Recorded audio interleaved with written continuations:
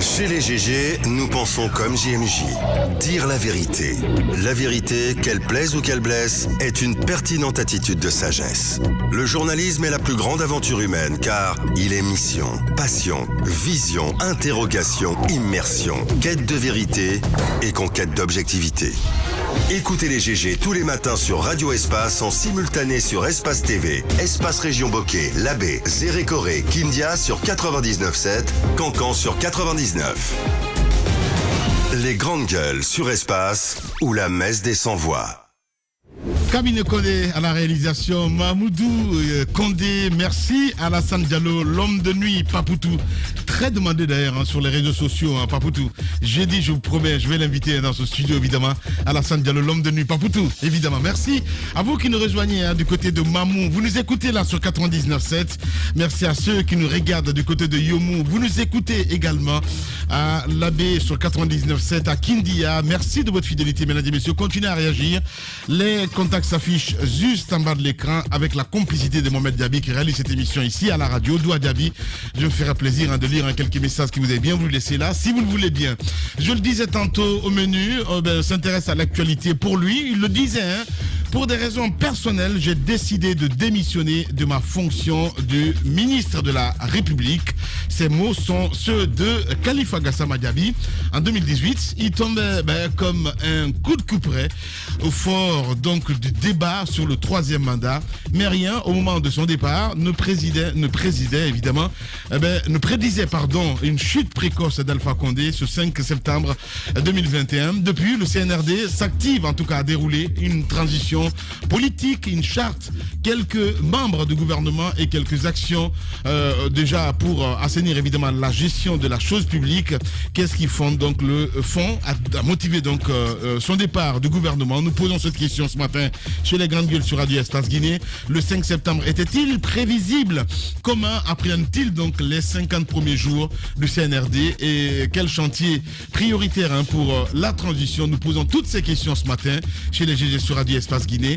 Khalifa Gassama Diaby, ancien ministre de la République, il est notre invité. Il va nous rejoindre un peu plus tard dans cette émission, les GG. Vous êtes très nombreux évidemment à réagir sur le 657 39 13 13. Cette première réaction qui nous parvient, c'est de Ba Alpha Oumar qui nous écrit: bonjour les GG, je vous remercie très sincèrement. Je crois que le CNRD doit faire beaucoup attention avec les anciens ministres. Voilà. Merci mon cher ami qui nous envoie ce message. On reste dans le sillage avec cet autre également. J'ai vécu dans un pays voisin de la Guinée où sans un constat d'une installation normale par un agent de la société, tu n'auras pas le compteur. C'est pas responsable. Je ne vois pas du tout de quoi il parle, ce auditeur. Lui, il est à Bokeh, voilà. Bonjour les GG. La mauvaise installation qui provoque donc l'incendie. On parle de marché de Zérékoré ce matin. Ousmane Talier, depuis Bokeh, marché central, qui nous envoie ce message. On reste avec cet autre également. Bonjour les GG. C'est Ali Ouba, de Petit Simbaya. Je ne comprends rien de ce que vous dites pour parler en même temps. Voilà. Merci beaucoup, mon cher ami. Voilà. Au moins, c'est clair. Voilà. On a lu ce message. Allez. On reste avec cet autre également. Bonjour les GG. Amilongo Aéroport, que les gouvernants de ce pays sachent que le bas peuple est maintenant plus intelligent que jamais. Merci beaucoup. C'est un auditeur évidemment qui nous envoie ce message. Vous êtes très nombreux ce matin à nous écrire. On va aller maintenant sur l'autre plateforme évidemment, sur Facebook, mais aussi sur Twitter. D'abord, quelques SMS évidemment avec Afamoussa Makadabi qui nous écrit comme toujours. Bonjour Lamine, bonjour à toute l'équipe. Pour ces incendies, Moussa Yoro a touché au vrai problème. Tout est lié à ces fausses installations effectuées donc avec ces mêmes agents DDG. Mes compassions donc aux victimes de cette autre tragédie en Zérékoré. Bonne émission au ministre Khalifa Gassama Diaby. On reste dans le sillage avec Suleiman Konaté du côté de Dubreka qui nous écrit: quand tu vois l'argent public volé en toute quiétude par nos décideurs, tu comprends aisément que pour tout citoyen guinéen. Le refus de payer donc les vignettes, les impôts, les factures d'eau et d'électricité est une obligation de justice sociale. Merci beaucoup. Allez, on va rester toujours dans le sillage, cette fois-ci avec les tweets que vous avez bien vous laisser. Mais d'abord, on fait halte avec ceux qui nous regardent sur Facebook, évidemment.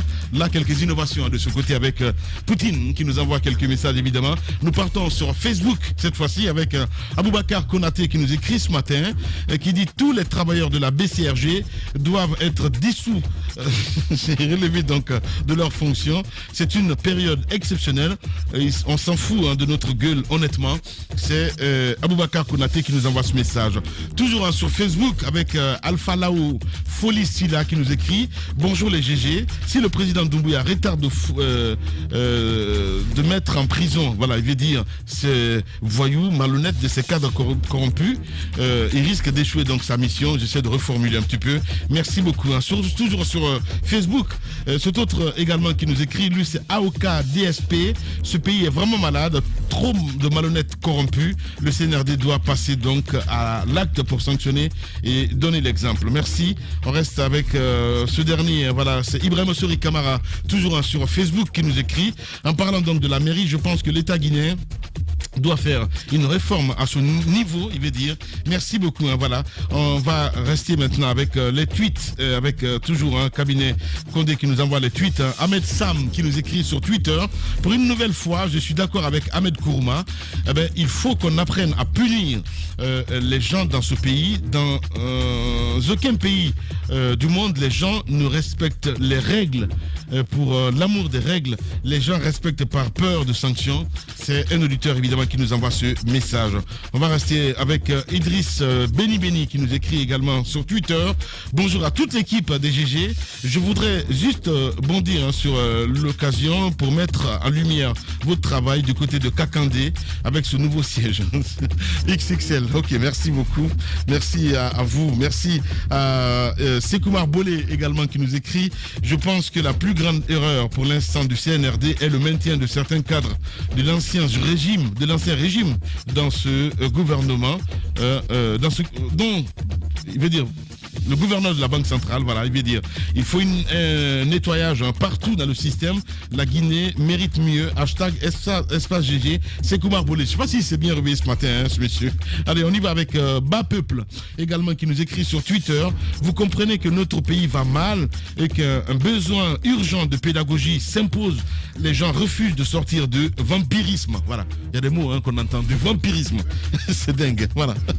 Non, mais c'est un mot bien approprié. Pour le coup. Vampirisme. Ouais. Voilà. C'est les vampires sortent la nuit pour sucer le sang du peuple. Voilà. Allez, on y va avec le patriote découragé également qui nous écrit bonjour les GG. Donner l'exemple, ce n'est pas le principal moyen d'influencer les autres, c'est le seul moyen donc de mettre fin donc au statut quo, il veut dire. Merci beaucoup à vous. On reste avec Mohamed Diawara qui nous écrit également bonjour les GG. Le CNRD doit être très vigilant. Merci à vous. Lucien Blémou également qui nous écrit sur Twitter. Un sursaut éthique et intelligent est nécessaire pour redonner donc sa grandeur à la Guinée. Pour cela, nous avons besoin de transparence. Ça prendra du temps, mais ce n'est pas une chasse aux sorcières. C'est de la vieille pour une bonne redistribution donc des données publiques. Hashtag espace GG. Loi Prosper qui nous écrit également. Maintenir donc le gouverneur de la Banque centrale jusque maintenant, c'est une stratégie pour mieux suivre les pistes des différents détournements sous le régime Condé. Les banquiers sont mieux placés pour bien comprendre. Hashtag espace GG. On reste avec Blackweight également qui nous écrit qu'il faudrait qu'on penche aussi sur la situation de la sécurité depuis le retrait donc des PA. Merci. On reste toujours dans le sillage avec cet autre. On vous entend à l'antenne, mon cher Ahmed. Voilà. Je sais pas, il est bizarre ce garçon. Allez, Saïdou qui nous écrit également. Bonjour les GG. Pour éviter donc les incendies dans les marchés, il faut que l'État construise donc des marchés modernes. Merci. On reste avec cet autre également. Lui, c'est Yangui Dorobé qui nous écrit. Je pense que pour lutter contre les voleurs, l'État, il va falloir taper fort. Merci. On reste avec Seko Mamadou Saliou Bachir Diallo qui dit bonjour à vous les GG. Les mairies ne sont pas dotées de moyens pour permettre donc de bien piloter leur politique publique. Le pouvoir central caporalise tout. Tamba l'a dit. Merci. On reste avec Max Crash Senaba qui nous écrit un dernier. Je pense bien que les mairies et les administrateurs des marchés doivent sévir. Voilà, merci beaucoup. On va partir maintenant du côté de la maison centrale, mon cher Moussa Moïse Silla. Vous le dites ce matin, la maison centrale, donc, une photo qui vaut 1000 mots. On n'a pas trop parlé de la Lonagui, hein. Ouais. Ouais, je trouve. Un invité qui est là. Rapidement pour dire que par rapport d'abord au marché, il faut des bornes d'eau. Il n'y a pas dans le marché. On ne construit pas de nos jours un marché public sans qu'il y ait ces bornes-là à côté. Les pompiers ne viennent pas avec des cuves. Les bonnes fontaines, c'est ça. Voilà, donc ça c'est en passant. Deuxièmement, par rapport à la Lonagui, je trouve que le contexte s'y prête. C'est normal que des travailleurs, lorsque leurs droits les plus fondamentaux ne sont pas respectés, c'est normal qu'ils se fassent entendre parce que le droit de grève est consacré. J'aimerais tout de même mentionner qu'au niveau de la Lonagui, et Tamba l'a dit, ces revendications ne datent pas d'aujourd'hui. Ça date d'avant cette administration-là. Et il est important, à chaque fois qu'il y a une évolution, que la Lonagui puisse mettre en œuvre un certain mécanisme qui prend en compte l'évolution de cette entité, mais aussi qui tiennent compte des différentes revendications de ces travailleurs-là. Je le dis pourquoi? Parce que il faut éviter tout de même que, parce que le contexte s'y prête. Il y a un changement majeur à la tête du pays. Moi, je vois tellement de revendications de gauche à droite, je me dis, mais Claude Doumbouya a donné le ton, quoi, en fait. Donc, du coup, on se dit, c'est le moment ou jamais. C'est-à-dire que c'est maintenant que tout doit être refondé. Lui-même, il est venu, il a mis fin à une pagaille à la tête du pays. Donc c'est le moment pour nous de nous soulever. Si chacun le fait, je pense que même notre patron Lamine Kella, on va le virer. On va le virer. Est-ce qu'on n'a pas de revendications couchées quelque part? Bien sûr. C'est moi qui ai mis pied sur tous ceux qui sont syndicats ici. Mais attendez. Alors donc, je trouve quand même qu'à la Lonagui, il faut aller avec beaucoup de méthodologie et c'est normal quand même que la direction générale examine ces différents points de revendication. Non, avant même d'aller là-bas. Parfaitement raison. Je pense qu'il faut savoir quand même raisonner quand même dans ce pays, quoi. Je pense que ça va pas en ce moment. Il y a des structures qui fonctionnent. Attendez même aussi que les chefs de tutelle puissent prendre fonction parce que ces structures-là sont chapeautées par des départements ministériels. On n'a même pas encore les ministres qui sont encore installés. Donc je pense qu'il faut aller doucement. Et ce que d'autres sont en train de faire, je pense que ça risque un peu de perturber le travail du CNRD. C'est vrai, comme Moussa l'a signalé, ils ont le droit de réclamer leurs droits, mais je pense que oui, ce sont les revendications sociales. Mais il est quand même. Ahmed, il y a un jeu, qui se cache en bas. Le jeu, c'est pas exactement. Non, mais on a compris se souvient quand il y a eu le coup d'état du CNDD. Bien sûr, on a heureusement que ceux qui sont là en ce moment ne prêtent pas le flanc. Mais c'est normal quand même. Le CNDD. Parce qu'on se souvient. On va y voler, les gars. On a nos à l'époque avec Dadis, automatiquement. Il faudra bien laisser l'invité, s'il te plaît. Oui, on est d'accord, mais je dis que heureusement. Que tu sors la bassine. Oui, je suis d'accord. Oui, ils peuvent le faire, mais je pense qu'il faut savoir faire avec tact et diplomatie. Sinon, on risque d'aller à la catastrophe. Merci beaucoup, Ahmed Camara. On va partir maintenant du côté de la RTG, mon cher Antoine. Voilà, Jacques Liwaleno. Allez-y, Jacques, du côté de la RTG, évidemment, les travailleurs en grève depuis ce matin. Voilà. Bon, oui, finalement, j'ai appelé pour essayer de mieux comprendre. La dernière fois, c'était les travailleurs de la radio nationale qui avaient observé ce qu'ils ont appelé retrait de travail, parce qu'ils ne sont pas syndicalistes, ils ne pouvaient pas appeler, n'est-ce pas, à une grève. Donc, le syndicat, c'est la CNTG, la COSETREG, qui sont représentés là-bas. Donc, leurs délégués ont demandé à ceux qui reprennent, n'est-ce pas, le dossier en main. Ils ont donc demandé en retour aux travailleurs de reprendre le boulot normalement. Donc, aussi bien à la radio qu'à la télévision, le travail se poursuit. Maintenant, ce qui va se faire, parce que depuis hier, nous l'avons appris, le CNRD a convoqué les différentes parties pour les entendre. Donc, ce matin, les syndicalistes sont du côté de la Bourse du Travail. À partir de là, ils vont partir pour la présidence de la République pour discuter, n'est-ce pas, sur un mémorandum qu'ils ont déjà rédigé. Donc dans le mémorandum qui a été partagé, ils ont listé un certain nombre de problèmes qui partent de l'amélioration des conditions de travail à l'engagement même des stagiaires qui sont déjà qui sont à l'interne. Sauf que le mémo, il est adressé à Sekouba Savané, qui est le directeur général, à qui on reproche une gestion plutôt opaque, mais également le clanisme, parce qu'ils ont commencé par dire vous avez un système qui consiste à diviser pour régner, qu'il aurait créé, n'est-ce pas, des clans. Moi, ce qui m'a intéressé, c'est sur la gestion. Il parle du manque de matériel, mais également des véhicules, qu'il y avait des véhicules. On va justement à l'instant à l'antenne, voilà, le parc automobile, parce qu'on se rappelle, la KPC avait fait des dons à l'époque. Il y avait des dons. Aujourd'hui, qu'il y a, il n'existe que 2 véhicules de reportage pour la radio et la télévision. Hein, les 2 groupes, les 2 médias qui sont ici à Conakry, mais également les antennes régionales. Et on demande de réhabiliter, n'est-ce pas, ces antennes régionales justement qui existent, qui ont été créées comme ça de nom, mais il n'y a pas effectivement du matériel sur place pour permettre aux équipes de travailler. En tout cas, pour d'autres médias d'État ailleurs, les antennes régionales fonctionnent comme des médias. Et je crois que le système est comment on appelle ça, implémenté ici par certains médias privés. Il y a, et je vais terminer par là, la question de la liberté de ton. La question de la liberté des tons qui a été évoquée, on demande au directeur général de s'impliquer pour qu'il y ait, n'est-ce pas, l'expression plurielle au niveau des antennes des médias d'État.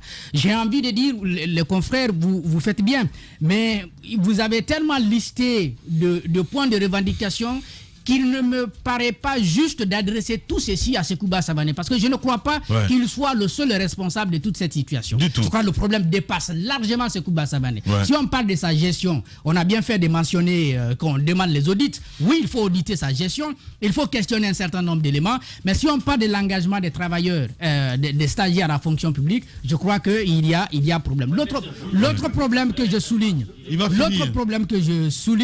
c'est... Oui, non, mais l'autre problème que je souligne, c'est par rapport au ristourne. Par rapport au ristourne. On dit, lorsque les reporters partent, et je crois Savané avait expliqué ça sur nos antennes lorsqu'il y avait un premier problème à la télévision, que lorsque le reporter part sur le terrain, il obtient de l'argent donc pour des commandes. Il y a une partie qui part à la caisse, il y a une partie pour le technicien, pour le journaliste et pour d'autres personnes. Moi, je ne sais pas si ce système-là, les travailleurs eux-mêmes, ils ne sont pas conscients qu'ils doivent le rejeter et mettre en place un mécanisme qui permet quand même d'avoir de l'argent pour prendre en charge, n'est-ce pas, ces stagiaires-là. Évidemment. Je ne sais pas si vous me permettez de terminer par la question de la liberté des tons. Je veux leur lire un peu une réclamation des journalistes béninois qui m'a très bien plu. C'était en 2015 lorsque Boni Yahi s'est retrouvé du côté de la France avec l'histoire Charlie. C'était Ozias Sounouvou qui avait demandé directement au président béninois donc de consacrer la liberté de la presse. Et je crois que la question de la liberté de la presse, ce n'est pas au niveau de Savané, c'est de partir très loin. Parce que si vous remarquez ce qui se passe, aussi bien Sékou Touré, Lansana Conté, Dadis, Konaté, et puis on est aujourd'hui avec Doumbouya, si vous remarquez très bien, vous vous rendez compte que la RTG est en train de fonctionner de la même manière. Voilà. C'est de dire à ces politiques-là de dépolitiser un peu le média d'État. Voilà, merci beaucoup, mon cher ami Jacques Liwanino. Antoine, s'il te plaît, parce qu'on a un invité. Voilà. On l'a écouté, c'est important de le dire parce qu'il pense qu'on est contre lui. La fois dernière, lorsqu'on a... Attends, pourquoi tu le dis? J'ai échangé avec lui, Ahmed. Quand même. La fois dernière, il a pensé qu'on a fait une émission à charge contre lui parce qu'il n'a pas eu droit à la parole. Aujourd'hui, j'ai pris la peine de l'appeler. Il s'est exprimé en off parce qu'il me dit qu'il a une réunion à l'instant avec le CNRD. Alors, il nous apprend, par rapport au point de revendication, qu'il y a des points sur lesquels il a des précisions à apporter. Sur le premier point de revendication par rapport à l'équipement des différents services, il dit que ce n'est pas vrai. La plupart des équipes au niveau de la RTI seraient équipées. c'est vrai que le minimum, selon lui, existe. C'est vrai que la RTG a besoin d'être équipée, mais ils sont en train de le faire progressivement. Pour lui, il y a un complot mis en place avec l'arrivée. Attendez que je finisse. C'est faux. Mais je ne fais que rappeler les comment tu peux même tomber dans ce genre de piège?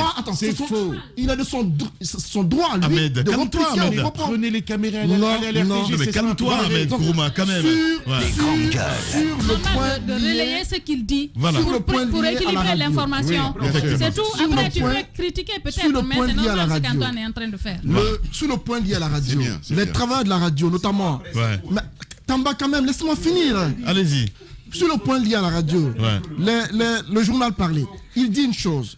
Il dit qu'au niveau du journal parlé, il y a un problème de ressources humaines. À la RTG, au niveau de la radio notamment, il dit que la plupart des travailleurs ont déserté la radio. Makeme, il a cité le cas de Makeme qui serait meneur du mouvement. Ouais, je vous ai dit, il dit que Makeme est plus du privé que de la RTG. Makeme a plus le temps de BBC, de Espace que de la RTG. Elle ne serait pas active à la radio. Donc c'est trop facile ça quand même. Si je pouvais continuer, ça allait me plaire. Laisse-moi finir. Allez-y, Antoine. C'est Savané qui s'exprime. Laisse-moi finir. Allez-y. Savané a cité d'autres personnes. Il dit que Bangali Condé, qui s'est exprimé récemment chez nous, serait un stagiaire. C'est un stagiaire, il n'a pas encore de contrat. Donc... Non, mais c'est pas possible. Pardon. Vas-y. Ça, c'est Bangali. Il y a le cas du parc automobile. Oui, Antoine. Le cas du parc automobile. Le cas du parc auto, dans la plateforme, il est indiqué que la RTG n'a que deux véhicules en fonction et qu'un seul serait utilisé par le DG. Savané dit ceci. C'est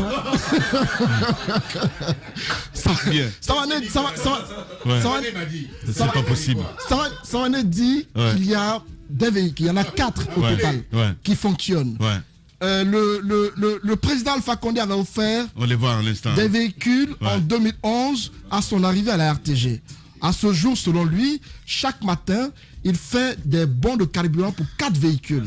Donc, à son avis, 4 véhicules fonctionnent à ce jour. De l'autre côté, pour le cas des recettes publicitaires, parce qu'on lui reproche de gérer de façon opaque les recettes publicitaires, il dit ceci.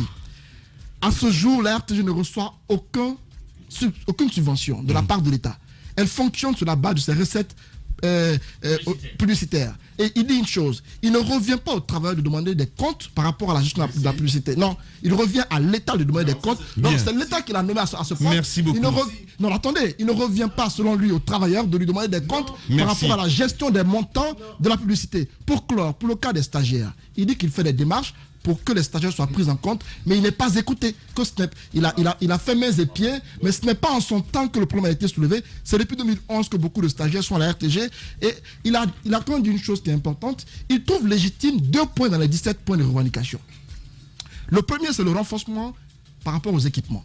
Il dit que la RTG a plus que besoin d'équipements parce que c'est un média d'État qui a besoin de moyens pour fonctionner.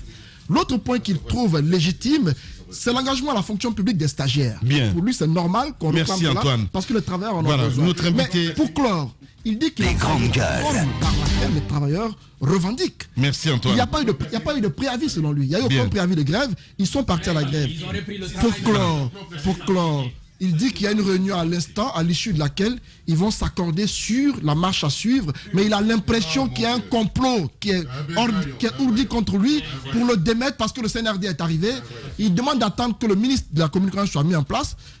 Si on veut l'enlever, on l'enlèvera. Voilà, merci beaucoup. Merci beaucoup Antoine. Voilà, allez, cette image, mon cher Moussa, du côté de la maison centrale, là, voilà, le temps pour l'inviter de s'installer. Oui, la régie, la photo, voilà, merci. Vous avez vu cette photo, ce sont des êtres humains. Ce sont des Guinéens pour la plupart, bon, majoritairement. Et ils sont à la maison centrale de Conakry, le fameux hôtel 5 étoiles. Ce sont des êtres humains qui sont couchés comme ça, à même le sol, des enfants pour la plupart. Cette photo a été prise par l'un de mes contacts le 19 août 2021. Pour dire quoi? Pour dire que depuis que Gassama n'existe plus dans le gouvernement, on n'a presque pas eu de visite inopinée dans nos différentes maisons centrales, dans nos différentes prisons. Ces enfants-là qui ont été pris pour la plupart parce que c'était au lendemain de la présidentielle, faisaient du thé dans le quartier. Certains sont des voleurs de téléphone. Certains ont été pris pour des larcins. Vous les mettez dans ces conditions-là avec des bandits de grand chemin. Quand ils sortent, et mon contact me l'a confirmé, 40% de ces enfants reviennent encore à la maison centrale. Bien.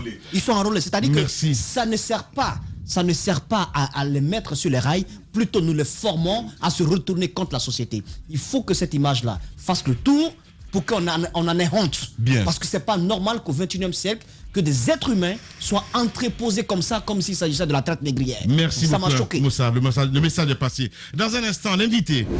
Radio Espace, les grandes gueules. Leur spécialité, c'est la démesure totale. Tant qu'ils ne changeront pas, nous ne changerons pas non plus.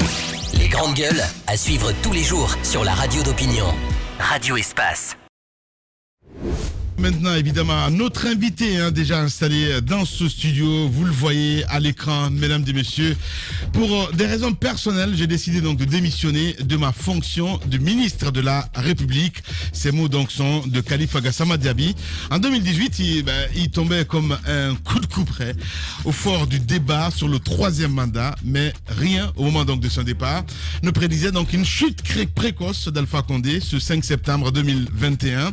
Depuis, le CNRD s'active donc à dérouler la transition politique et une charte, quelques membres du gouvernement et quelques actions évidemment déjà pour assainir la gestion de la chose publique. Qu'est-ce qui, dans le fond, a motivé son départ du gouvernement? Nous posons cette question ce matin chez les GG. Le 5 septembre était-il prévisible?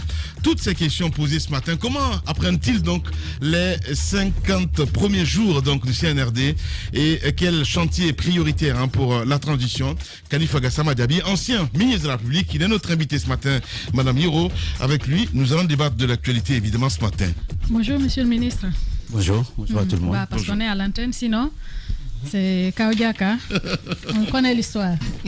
Il me regarde des souris. Qui est esclave, qui est roi? Voilà, merci monsieur. C'est l'esclave qui est dans le studio et... Tu l'as jamais dit ça, de Lamine, hein? Pourquoi? Lamine, il le sait, il faut lui demander. C'est le premier esclave. On va régler ça après. Ensuite, Gassama Diaby et puis tous les autres. Il y a l'autre Diaby de l'autre côté. Bienvenue chez les grandes gueules. Madame Hiro, je pensais que vous vous battiez pour la liberté et les droits de l'homme. Oui. L'égalité. Mais entre nous, il y a ça. D'accord, je prends acte. En tout cas, on est ravis de vous recevoir ici. Ça fait un bout de temps qu'on ne vous entend pas, pratiquement. Parce qu'à un moment donné, vous avez dénoncé tout ce qui est le résultat de ce que nous vivons aujourd'hui. Quel est votre état d'âme aujourd'hui avec ce que le pays traverse? Le silence était dû à quoi, au fait?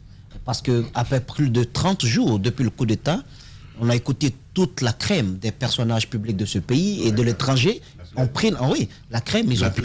Oui, bien sûr, non, mais d'éminentes personnalités ont pris la parole, de Monseigneur Robert Sarah, du cardinal Robert Sarah et autres, mais vous, on ne vous a pas entendu. Vous étiez en train d'étudier le contexte, de savoir à quel moment faudrait-il prendre la parole. La question, c'est pourquoi ce silence? Merci à vous. Je salue mes compatriotes. Je pense qu'il est... Face aux événements nouveaux, la parole devient un piège. Il est extrêmement imprudent de se presser à commenter des choses sur lesquelles on n'a pas suffisamment d'éléments, d'appréciation. Je pense qu'il est extrêmement prudent en ce moment-là de prendre le temps nécessaire pour l'observation, l'écoute et probablement l'analyse des choses. Moi, j'ai très peur de la parole parce qu'elle nous revient comme un boomerang. Et quand on a un événement aussi imprévu que nous vivons aujourd'hui, il est important de faire preuve de beaucoup de lucidité et de ne pas se laisser aller par une espèce d'émotion, d'euphorie. Nous connaissons notre pays et nous connaissons sa capacité d'autodestruction, des espérances. Et à partir de ce moment-là, j'ai fait le choix de garder cette distance et ce silence. Mais par ailleurs, je dois le dire, les événements du 5 septembre étaient pour moi l'accomplissement d'une prémonition. puisque... Les grands Merci. C'est important. Vous savez, Moussa, oui, Gassama, vous savez, Gassama, vous connaissez la cadence à la Gassama. Il faut des fois accélérer un peu. Ouais. Allez-y, monsieur le ministre. Je voudrais dire que c'est jamais une victoire, un coup d'État dans un pays. Le coup d'État est toujours la résultante d'un échec. Mais aussi, pour moi personnellement, et là je ne parle pas ici du ressenti de mes concitoyens, qui peut être par ailleurs totalement légitime, mais je parle pour moi personnellement, de mon sentiment personnel, c'était une tristesse. Parce que ce qui est arrivé aux gens avec lesquels j'ai travaillé. Justement. Et je considère cet événement du 5 septembre comme aussi un échec personnel. Parce que si c'est arrivé, c'est que nous n'avons pas réussi à faire en sorte que cela n'advienne pas. Même si on ne vous écoutait pas, monsieur le ministre, parce que vous avez alerté plusieurs fois, évidemment, dans ce même studio. Le combat, il a été mené à l'interne d'abord, au sein du gouvernement, avec tous les obstacles et toutes les intrigues auxquelles vous avez fait face. Ensuite, le combat, il a été mené à l'extérieur également. Mais vous prêchiez dans un désert. Oui, mais enfin, c'est ce que je dis. Alors, évidemment, moi et d'autres, nous avons essayé de faire ce qu'il fallait faire. C'est-à-dire se battre pour le principe de l'état de droit. Imposer cela à notre pays. Se battre pour les droits humains. Se battre pour les principes de la démocratie. Et faire en sorte que le président, l'ancien président, le professeur Alpha Condé, ne tombe pas entre les mains du système de ce pays. Nous avons essayé parce que, je l'ai toujours dit ici même et ailleurs, que ce monsieur a servi pour nous un modèle, une référence. Et moi, personnellement, j'ai considéré que son échec serait pour moi, personnellement, comme une désillusion morale et intellectuelle. Monsieur le ministre. Et nous avons, si vous permettez, pour finir juste cette... comme le disait monsieur Silla Moussa Moïse, nous avons essayé de faire ce qu'il fallait. On n'a pas réussi. Et on n'a pas réussi, bien sûr. Par ailleurs, on n'a pas réussi parce qu'on avait une adversité extrêmement forte et qu'on avait, dans ce pays, il y a une telle capacité. Une adversité interne. Interne et externe. Qui d'autre externe, vous l'expliquez par quoi? Ceux qui disaient non, n'y allez pas. Non, mais là, vous arrivez au troisième mandat. Moi, j'y suis pas, là, déjà, aux questions du troisième mandat. Moi, je suis en avant. D'ailleurs, je vais dire, si la bataille pour le principe de l'état de droit, le respect de la Constitution, le respect des droits essentiels de nos concitoyens, si cette bataille avait réussi, on ne serait pas arrivé au troisième mandat. Parce qu'on aurait imposé l'impératif de la loi. De toute façon. Donc, la question du troisième mandat, c'est le résultat de cette culture qui consistait à faire que la loi, on ne s'en sert que lorsqu'elle nous est favorable. Et donc on a échoué sur ce plan-là. Notre pays a échoué là-dessus. Et bien, on s'est retrouvé aux événements du 5 septembre. Vous avez dit quelque chose. Je ne voudrais pas perdre ça, cette phrase-là. Vous vous battiez pour que le professeur Alpha Condé, qui vous a servi de modèle à vous et à beaucoup d'autres Guinéens, ne tombe pas dans le système. Monsieur Alpha Condé ne serait-il qu'une victime, lui aussi, de ce système que vous réprouviez? Non, évidemment pas. Je vais vous expliquer.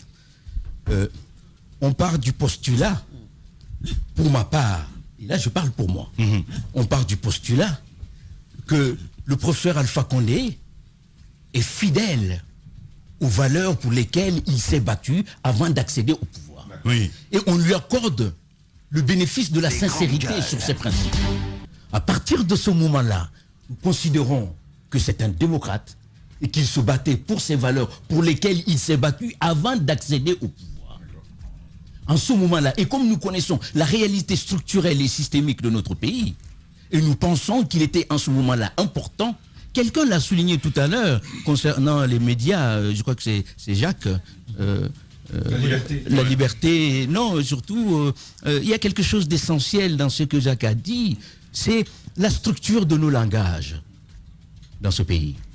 il a tout à fait raison sur un point. Lorsqu'on écoute aujourd'hui les langages publics, que ça pas simplement pour la RTG, mais le langage public général et global, surtout pour les agents publics, mais ce sont les mêmes structures de langage que le passé. Alors, ça voudrait dire quoi?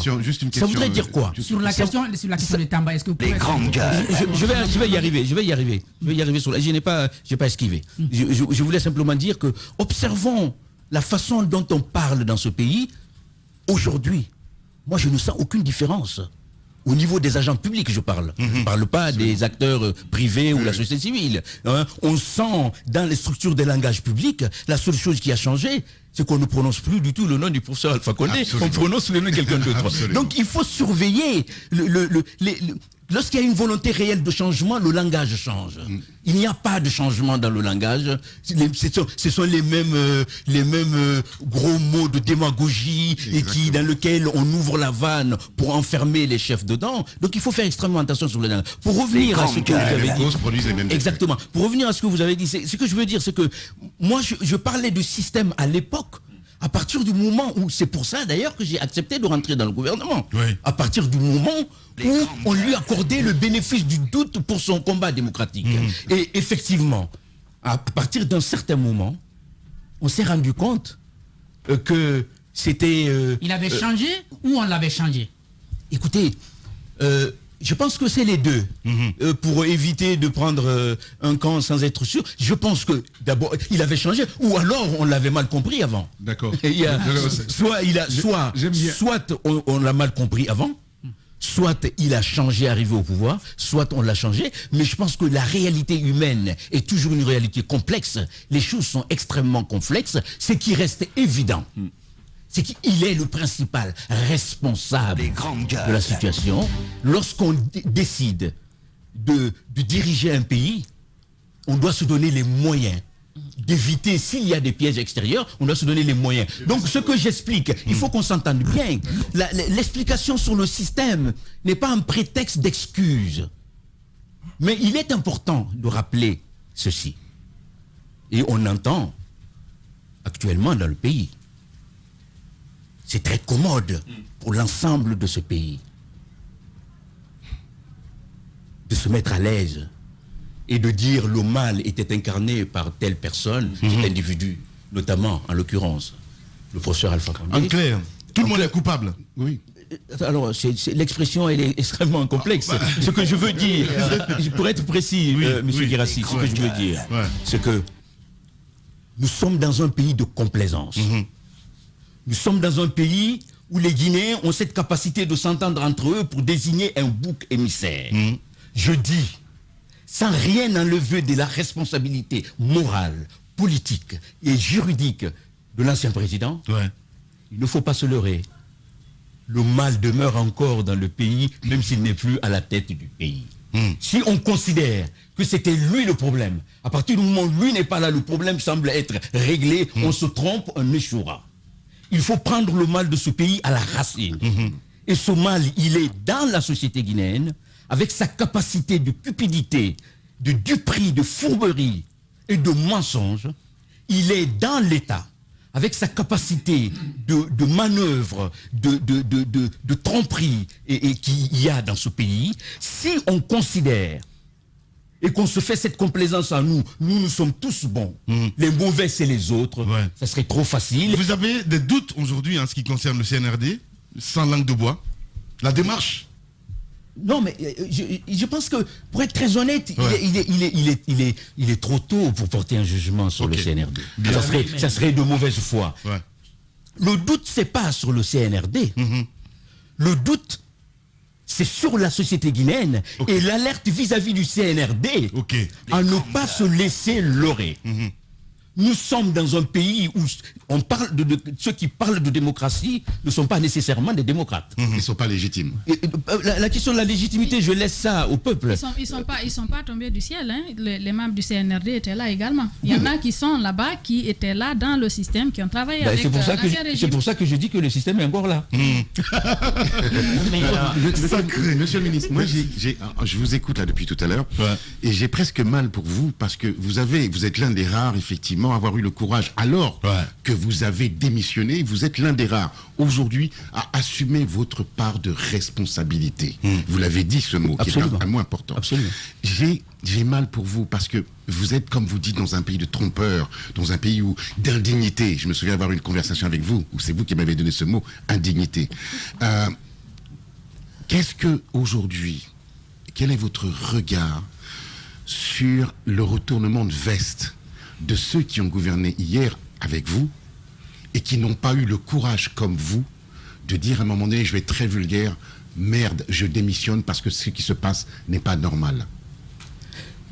Je voudrais vous faire une doléance. Je n'ai pas envie de parler des attitudes des uns et des autres.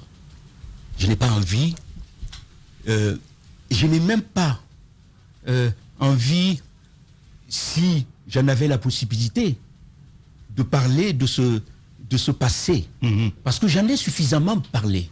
Et qu'aujourd'hui, il serait trop facile. Vous en avez souffert aussi. J'en ai souffert. J'en ai énormément souffert. J'en ai souffert parce que c'est toujours très difficile de se sentir combattu quand on est convaincu de se battre pour le bien.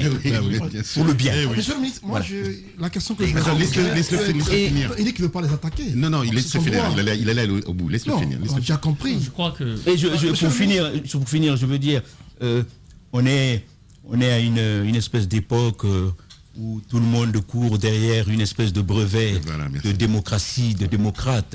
Chacun veut se sentir, veut se blanchir, les uns de tout part, pas plus royaliste que le roi. De part et d'autre, chacun veut être plus démocrate que les uns que les autres. Moi, je pense qu'il faut garder son calme. Bien. Il faut garder sa lucidité. L'enjeu, les défis sont si considérables pour ce pays et que ce qui reste à faire est autrement plus immense, plus considérable que ce qui a été fait. Bien. Le travail est à venir. Alors, pour l'avenir, on verra les uns et les autres quels sont ceux qui sont des réels démocrates, ceux qui ont réellement changé, et ceux qui ont de véritables ambitions pour ce peuple. Il faut laisser le temps est le meilleur juge. Mais il y a ce jeu actuel où on attaque les uns et les autres. Moi, je n'ai pas envie de rentrer dans ce jeu. Allez-y, Antoine. Avant qu'on en vienne à la gestion actuelle du pays par le CNRD, ça peut être une question qui fâche par rapport à des informations qu'on a reçues sur les raisons de la démission de Gassama Diaby. Aujourd'hui, j'ai envie de savoir, était-ce pour la question du troisième mandat ou était-ce parce que Gassama n'a pas bénéficié du portefeuille qu'il avait tant réclamé? Parce que d'aucuns disaient que Gassama voulait autre chose que le ministère de l'Unité nationale qui était un peu dépourvu en moyens. Est-ce que Gassama à l'époque a démissionné parce qu'il avait demandé plus gros ou était-ce parce qu'Alpha Condé voulait briguer un troisième mandat?